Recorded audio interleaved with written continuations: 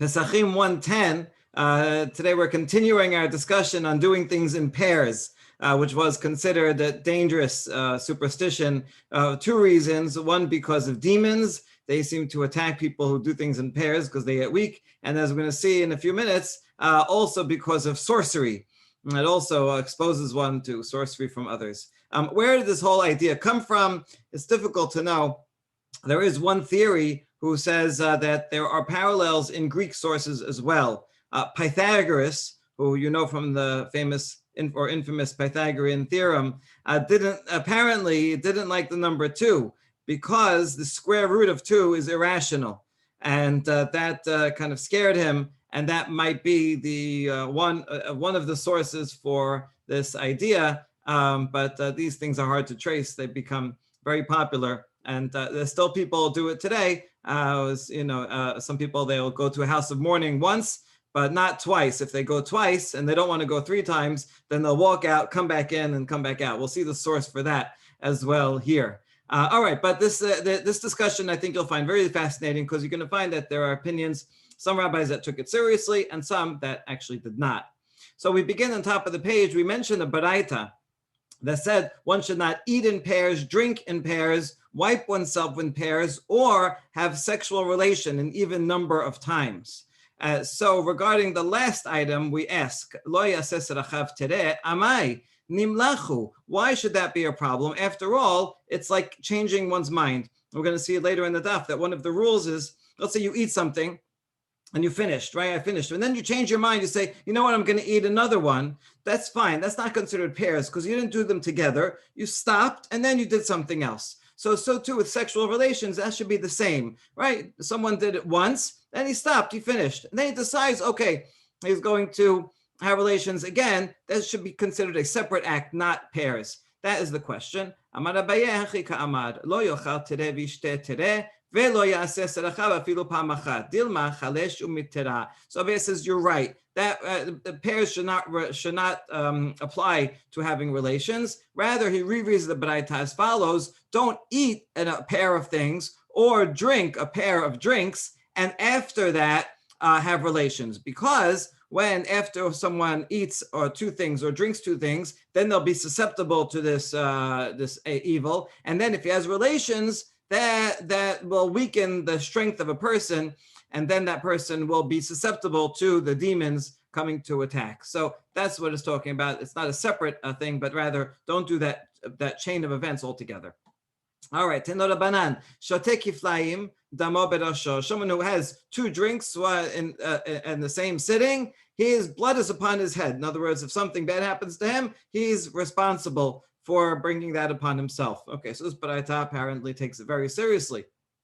Amar Rav Yehuda, ematai bizman shelo ra'a pnei hashuk, aval ra'a pnei hashuk hareshut biyado. So the Amoraim come and they soften the baraita a bit, and they say this only applies if he didn't go and see the marketplace. In other words, if he was in the same room and drinks twice in a row. But if he goes outside and sees the main street and then goes and drinks another, that's considered a separation, and then that's fine.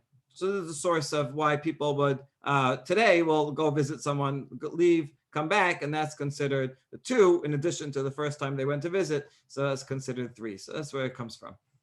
Amar Rav Asher, Hazena le Rav Hananya bar Bevai, right, sure enough, Rav Asher says, I saw this certain sage that's what he would do. He would drink 1 cup, and if he wanted another one, he would go out, right, for a short walk to the street and then come back. And then that was fine. And also this baraita has another limitation. It's only if you drink 2 drinks and then you go out on a journey, because there's lots of dangers out in the journey. But if you're just sitting at home, so nothing bad is going to happen. You're not going to get a trip or stuck, attacked by robbers or anything. You're just sitting at home. So if you're sitting at home, you don't have to worry about it. If you're going to go to sleep after, sleeping is dangerous, right? Who knows what will happen if he'll wake up well. So therefore, don't have 2 drinks before you go to sleep. Also, someone who goes to the to relieve himself in the restroom is also like going on a journey because you want to make sure to be healthy. Now we have a question. If you're just sitting in your house and doing nothing, is it really bad? Is it really okay? In other words, there's no danger, so therefore you can have pairs. But that's contradicted by the following story. Rava, when he would drink at home, he would look at the beams in the house. We had one drink, he'd look at one beam, and two drinks, look at the next beam. And that way he would remember, based on the beams that he was looking at, how many drinks he had, and that way he could make sure he did not have an even number of drinks. So you see that Rava, even though he's staying at home, did worry about evens. Abaye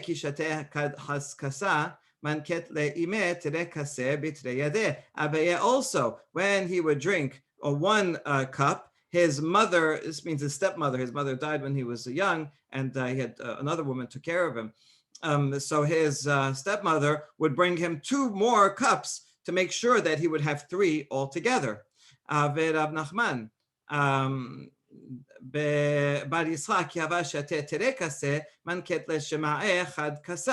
the other another rabbi had the other situation. If he would drink two cups, then his attendant would come make sure to bring another one to make sure that they would have three altogether.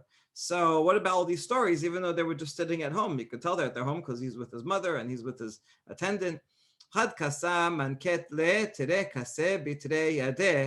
Adam Hashub Shanem. Sorry, this is the rest of that story. And if he drank one, Rav Nachman drank one, she would bring him two more to make sure it's three. But our answer is that an important person is different. In other words, the demons, they like high stakes. They like to go attack people that are important. And so all these sages are very important, so they had to be extra careful. But a common person, the demons are not going to go after them. This is, like the IRS. So they want to go after the high stakes, and so you don't have to worry if you're just a regular commoner. Okay, Amar Ola. Asara kosot en bahen mishum zogot. So Allah says there's a limit. The evens don't go up to infinity. If it's 10, then there's no more zugot, right? So 2, 4, 6, 8 you have to worry about, but 10 and up, there's not bad luck. Ula leta'amed, amar ula v'amri la, b'matnita tana, asara kosot tikinu chamim bebet ha'abel. And because Ula is consistent with his opinion, with the opinion of a Baraita, which said that there used to be a custom that in a house of mourning, they would have the mourner drink 10 cups of wine to relieve his anguish and bring him consolation. So they would have a meal, and they would drink before the meal and during the meal, 3 before, 3 during, and then during Birkat Hamazon, after each beracha, they would take a shot. And so you see that the rabbis instituted having 10, and so this is consistent, because otherwise, if you thought that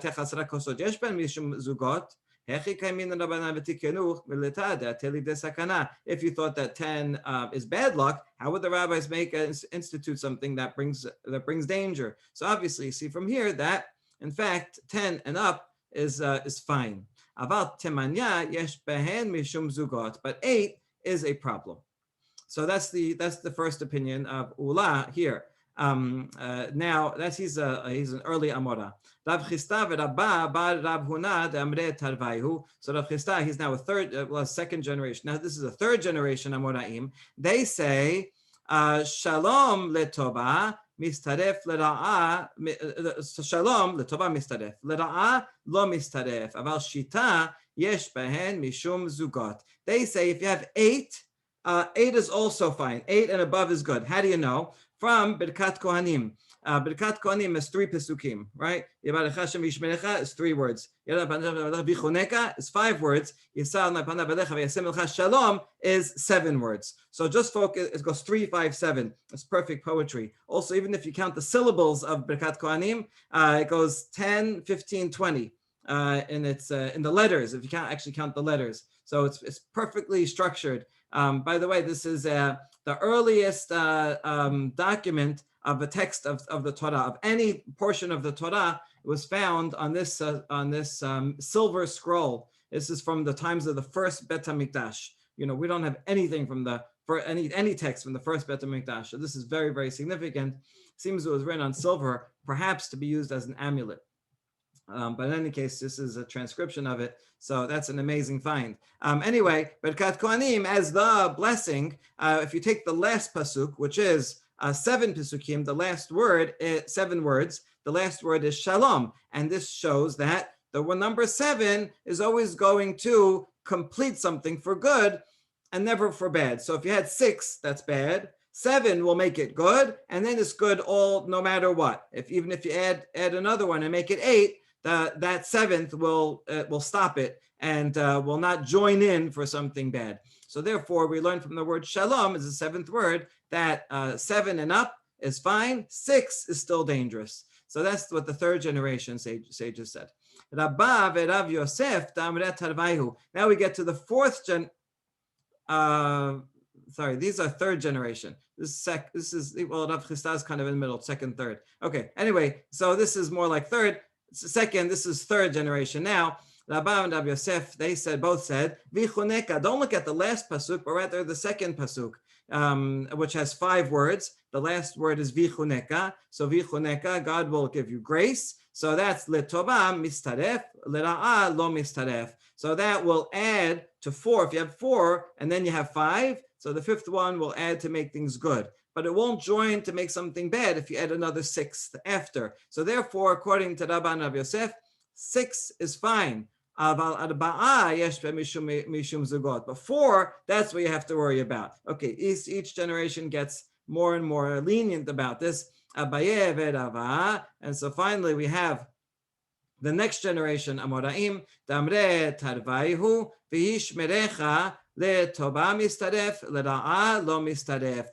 You go with the first pasuk, in fact, and Vishmerecha is only 3 words. You see, Vishmerecha, God will protect someone. So that's for good. So if you have 2 and then you add a 3rd, you're good. But it won't join up with something bad. So if you had a 4th, then you don't have to worry about it. So only 2 is a problem. 3 and up is no problem at all. All right, very good. So that's now we're down to only 2. Can't get less than that.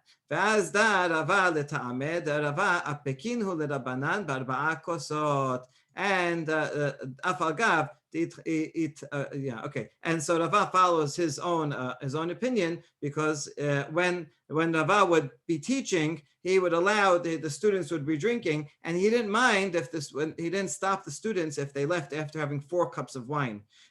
So no, in other words, he allowed them to have 4 and then leave. If he was worried about 4, he would say no, make sure to have a 5th. So that was fine. You see, he doesn't worry about 4. Okay, and even though itazak Rava bar Levi, one time one of Rava's students, Rava bar Levi, was actually hurt. He had 4 cups, and then on the way home he had an accident, and he was hurt. So they should have said, "Oh, see, it's because he had 4 cups." No, but Rava didn't worry about that.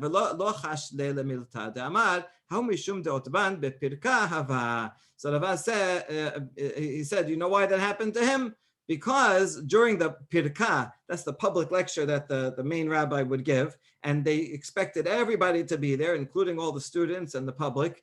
And he said during the public lecture, this Rava bar Levi would ask tough questions, would challenge the rabbi, and that's not the proper etiquette. So therefore, the reason why something bad happened to him on the way home was because of that misbehavior, and not because of the 4 kosot. Okay, so that's we have a good reason. I mean, it's fascinating because you see that they learn together and they drink together, and they don't worry about that. Even comes to his lecture, but when he challenges, but even though they challenge each other, so they don't mind, even though they challenges him in a difficult way, right? They still drink together and are friends. Except that if something bad happened, he said, "Yeah, well, it was coming to him for doing that." Okay. Amar Rav Yosef, Amar li Yosef Shida. So Rav Yosef was in touch with Yosef the demon. He knew how to talk to demons. They happen to have the same name. Okay. And what did the demon say? Ashmedai malka deshede memunehu al kulehu zuge umalka lo ikere mazik. So Ashmedai is a very famous demon. He's a priest from Persian sources. He's known from Persian sources. And he comes up in a lot of Agadot. He's the king of the demons. And and he's in charge of all of these, attacking all of these pairs, people who do things in pairs. And the truth is, you don't have to worry about it so much, because a king is not going to be is not going to come and harm everybody. In other words, the point is, like, let's say the mayor was the only one that was in charge of giving out parking tickets. All right, so then you wouldn't have to worry. He's not going to come on your block on every, and bother everyone. Maybe if it's an important person, he would. So therefore, don't worry about the pairs too much, because only the king could do it, and the king is not going to get involved in such petty matters. That's one version of what Yosef the Shed said. But there's another version of what Yosef the demon said. Some say he said the opposite, the other way. Opposite. Malka rathanahu. He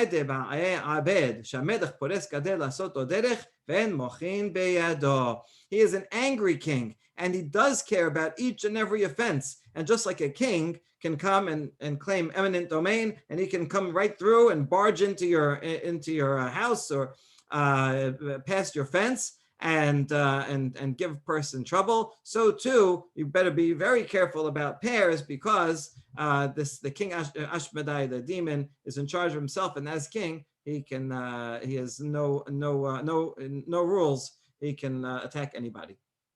Okay, so pretty exact opposite statements. Amar Papa, Amar li Yosef Shida. Papa also had a conversation with Yosef the demon. Bitre Katlinan, Barba'a la Katlinan, Barba'a mazikinan. So, okay, so he agrees that there's a difference between 2 and 4, right? Rava before said 2 is a problem, 4 is no problem at all. Here he's modifying that. Papa is actually earlier and says, later. This is later than Rava. He says, 2, a person is liable to death, right? He could be subject to death from the demon. But 4, they won't kill him, but they would harm him. So 4 just gets lighter. Also, bitreh ben b'shogeg b'mezid, barba b'mezid in b'shogeg la. For 2, even if someone does it by mistake, they didn't realize that they had ate 2 sambusak, and that was a bad thing to do. Doesn't apply to sambusak, don't worry. If they ate 2 cucumbers, we'll see, right? And he didn't realize he ate 2 cucumbers.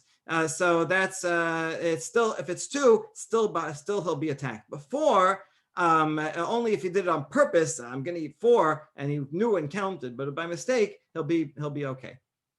Vishteli. So now the question is, what if you by mistake, it happened, you forgot, and someone drank an even number and then left the house? What should he do to fix it? Linkot zakpa dide dimine bida dismale vezakpa dismale bida dimine. So he should take his hands, his thumbs, and put them inside each other's fists like this. Put them together. I guess it's a way of saying these pairs are one, right? Joining pairs together. And he should say the following kind of incantation: V'nemahachi atun va'ana ha'tilata. Says, you and me, we are 3. Sounds like a Dr. Seuss book. All right, don't forget that. We're going to have to take it out then.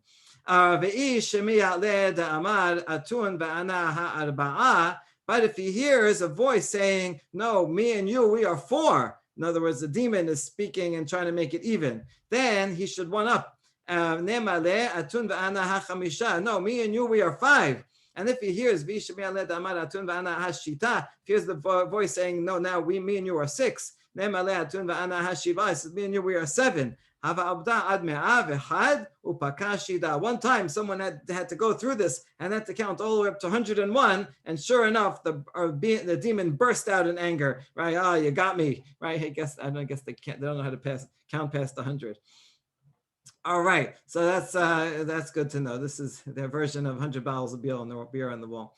Amar amemar amerali tinhu denashim kashfaniyot. The chief of witches once told me the following: Hayman de paga behu benashim kashfaniyot nema hachi. So if someone encounters a witch, this is what you should say. This is good. This is advice straight from the head of the witches. So say this incantation: Hari hamime bedikula bazaya lefumaychu neshe deharshaya.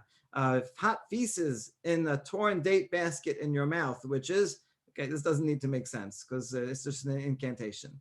And then you go on and say, Karach karhayu, may you become bald, your hairs fall out. Sometimes they use hairs in their incantations. Parach parachayu, and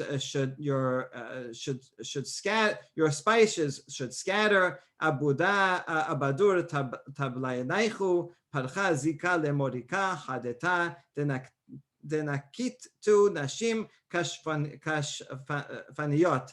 And the wood should carry away the saffron that you use for your witchcraft.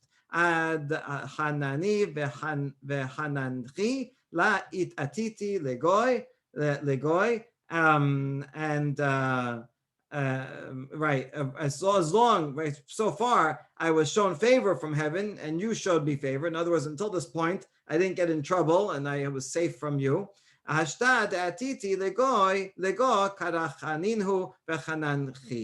now I have come here and I've got entrapped by you, so your favor towards me has cooled, and my own favor has gone.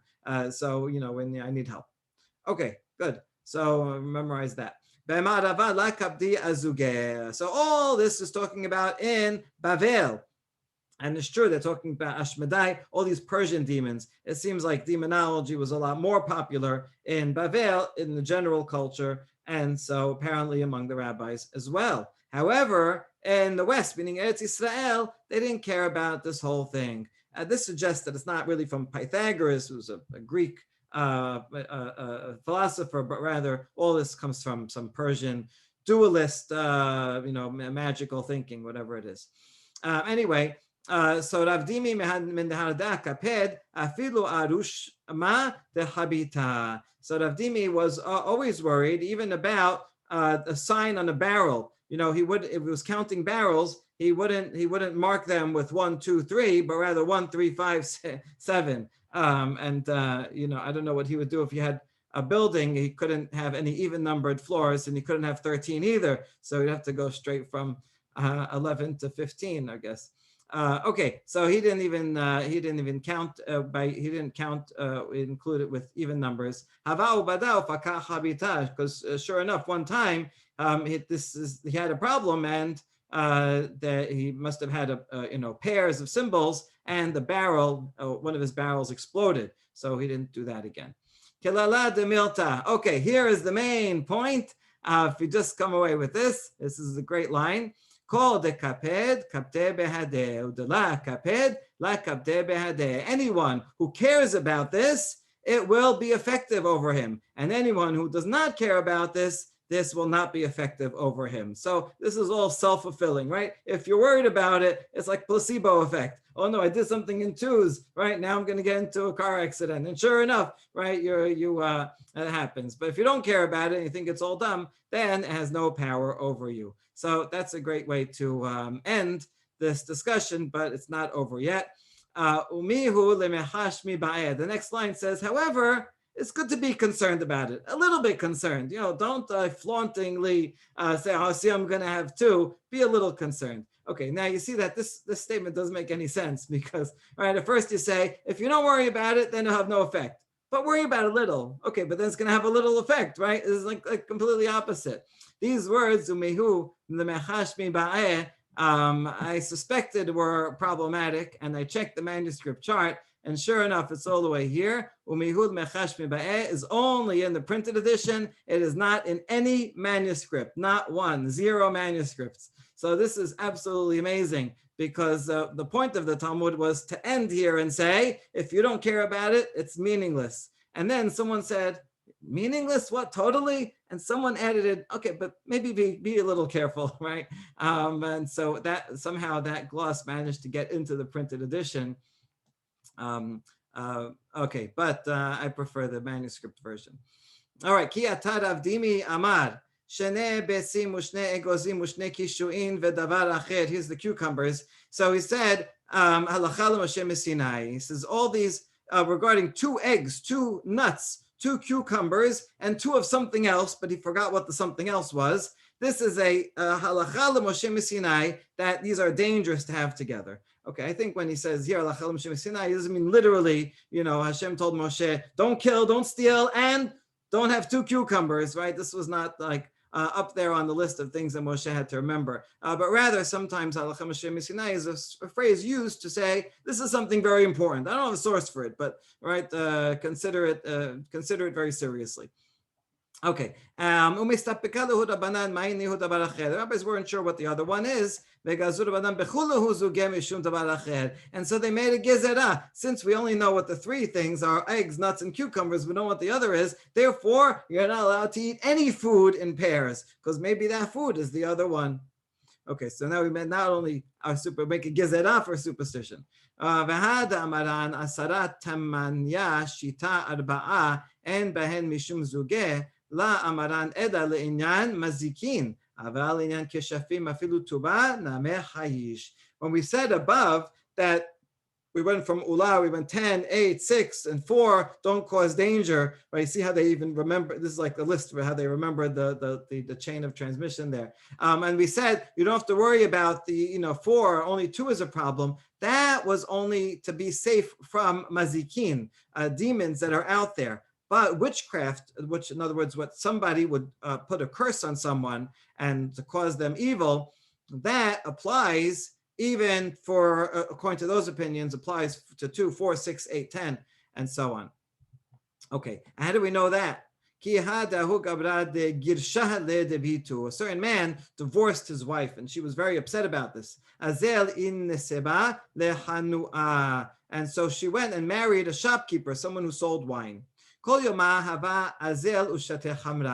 day, the ex-husband would go to the wine shop of his ex-wife's husband, second husband. So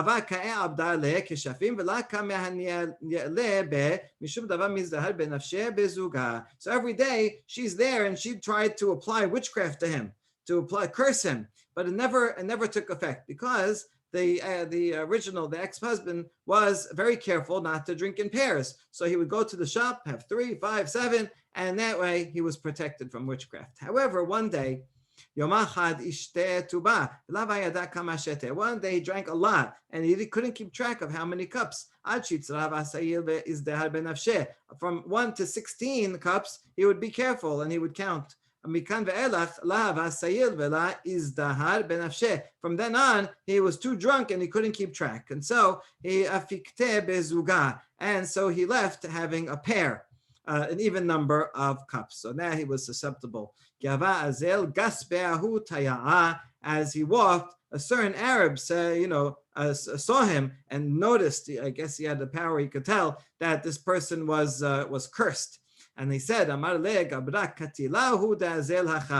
man is a dead man walking here. So the guy heard that, the ex-husband, and he hugged a palm tree to keep up because he felt weak. The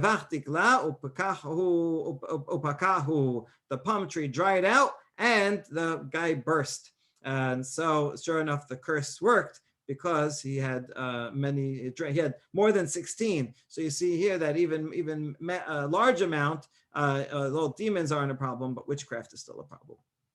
Amarav Avira,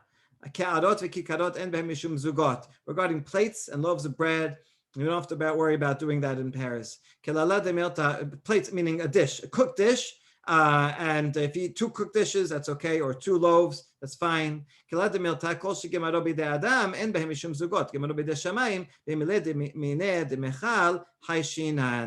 general rule is anything that's man-made, it's okay to have it in pairs. Only something that is natural made from heaven, that is a problem. The reason is, as before, we said eggs, nuts, and cucumbers, and something else are all halacha Mishum Sinai. So that would only apply to something that existed, then something in nature, right? And so if it's something that you just created, then that would certainly not be within that tradition, and therefore those are all fine.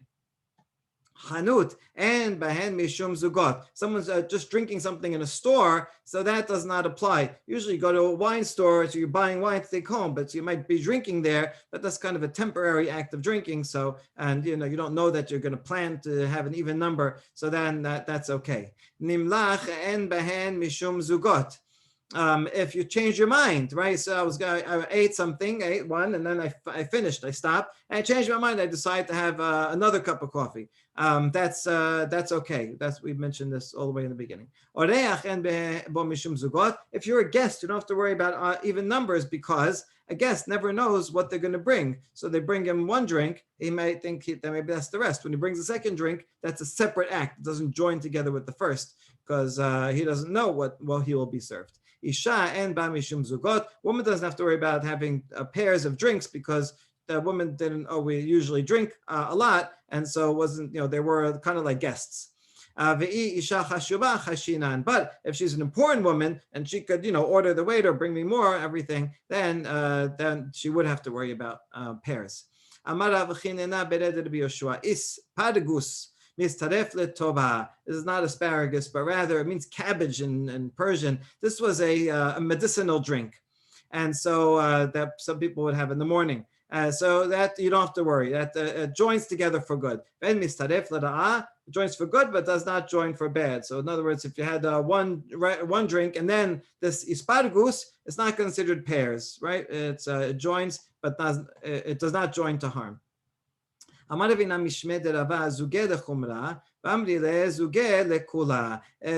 says, if someone is not sure how many cups he drank, and he wants to do something. So one opinion is that some say that he should be machmir and drink another. Well, how would that help? Maybe he had 3 and now he's going to have a fourth, right? Well, it's still help because he had 3, he stopped. And now the next one he's drinking is separate. So if he had 3, it'll be separate. If he had 2, then now he had 3.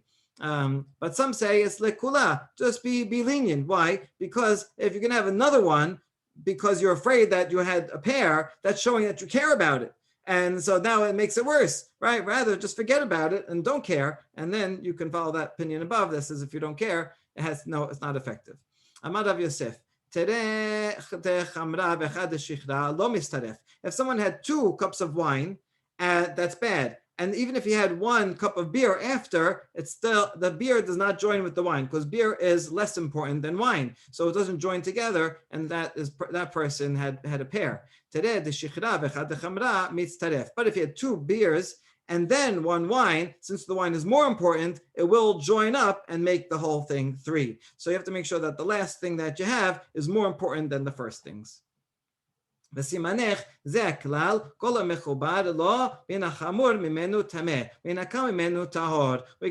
from the laws of Tuman Tahara, where the Mishnah says that different types of cloth, you have to have a minimum size of clothing for something to become tameh. The more expensive the clothing is, the smaller is the amount that is considered important and therefore worthy of becoming tameh. And so therefore, if you have something that is if something bigger is a little short of the shiur and is attached to something that's more expensive, then it will join together because something that's more expensive, more chamor, will join in with something that's less, but the other way around will not join in. And so since everybody knows that, that's a good way to remember the beer and the wine. Okay, I think it's easier for us to remember the beer and the wine law.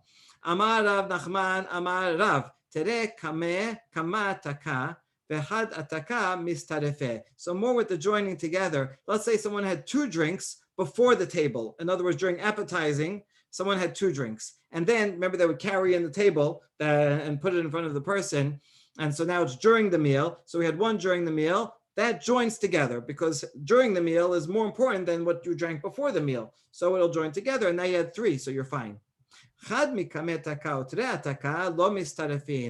you had 1 drink before the meal and 2 during the meal, it does not join together because the one before the meal is less important than the 2 during the meal. And so you go by the majority, and the majority is during the meal, that's 2, and the first one is separate, so that's no good, and now the person is liable to having pairs.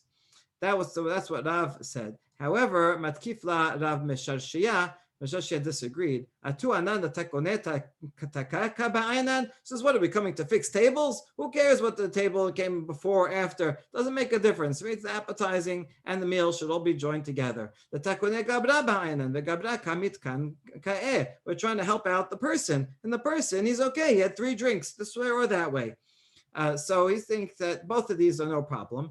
Then these next words, Elamada Mashashia, are not found in manuscripts, but it is Mashashia continuing to talk. He's saying, Tekula alma tereataka behad batartaka la mitztarfez. Truth is that everyone agrees, however, in the following case, when you had two drinks during the meal and one after the meal. The one after the meal does not join together. That's less important. Rabba bar Nachmani, and there was a story of Rabba. This is found in Baba Masiat. They don't tell the story here. The story was that he was at a certain place, and they brought him during the meal two cups of wine. Then they took away the table, and he was all worried about this. Oh no, now I had two. And so they said, no, bring back the table and give him another drink. And so they did. So you see that the fact that they said bring back the table and give him another drink shows that has to be at the meal. If you had another drink during dessert, it would not join up. So that's how we know this. Everybody agrees this, but everyone also is. But he thinks that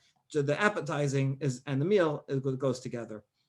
Amar Rav Yehuda Amar Shmuel, Kol hamazug mitztaref chutz min hamayim. Says any type of diluted drink, right? Even though if you have separate drinks, apple juice and orange juice, those don't mix together. So that it's considered separate, but all diluted drinks do join together, so you shouldn't have an even number of diluted drinks, except for water. If you mix hot water and cold water or anything like that, that's not considered a diluted drink, so that would not join together with other diluted drinks. But Yochanan Amar afilu mayim, he says no, even water would join if you had it as one cup, and then another diluted drink would join together. Amar Papa la amaran ela chamimeh lego kirire v'kirire lego chamimeh. This is when does this apply? What Rabbi Yochanan said, that we do consider water with water to be a diluted drink. That's only if it's hot with cold or cold and with hot.